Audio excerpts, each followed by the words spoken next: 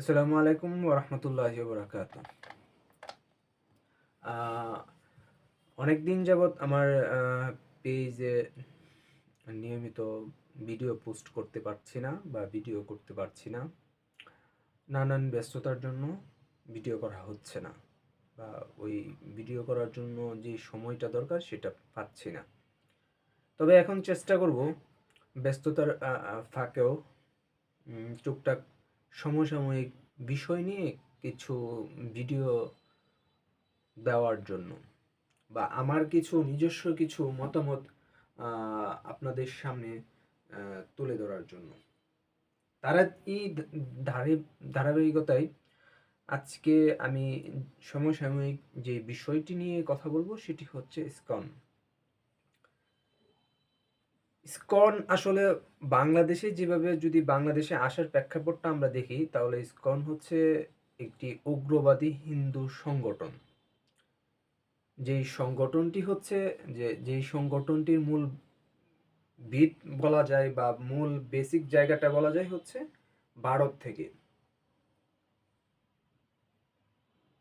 এই ইসকন বাংলাদেশে আসার পর থেকে এখন পর্যন্ত ইসকনের দ্বারা ভালো কোনো কাজ সংগঠিত হয়নি, বরঞ্চ ইসকন দ্বারা সব কিছুই খারাপ কিছুই সংগঠিত হয়েছে। ইসকনের ইতিহাস পর্যালোচনা করলে আমরা দেখতে পাই বাংলাদেশে আসার পর থেকে এখন পর্যন্ত হিন্দুত্ববাদী, কঠোর হিন্দুত্ববাদী বা উগ্র হিন্দুত্ববাদী যতগুলো ধাপ আছে সবগুলোতেই তারা ছিল। আমরা মুসলিম হিসাবে আমরা কোনো সম্প্রদায়কে আমরা আঘাত করতে পারি না বা আঘাত করি না আমরা, কারণ কোরআনে স্পষ্টভাবে বলা হয়েছে যে ধর্ম নিয়ে বাড়াবাড়ি করতে নেই এবং সীমা অতিক্রম না করার জন্য নির্দেশনা প্রদান করা হয়েছে। কিন্তু এখন যদি কোনো উগ্রবাদী বা কোনো উগ্রবাদী সংগঠন যদি বারবার আঘাত করে তাহলে সেই আঘাতের প্রতি উত্তর দিতেই হয় বা দিতেই হবে।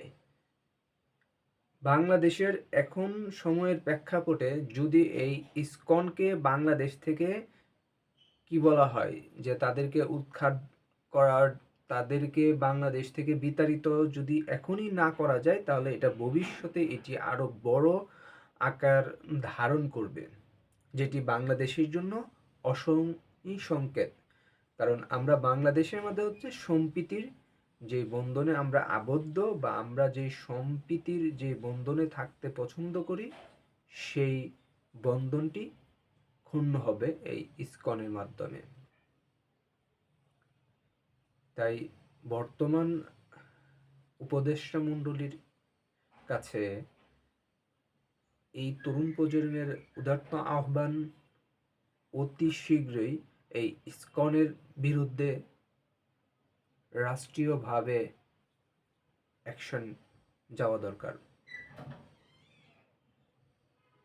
যাই হোক, আমি আর কথা দীর্ঘায়িত করছি না।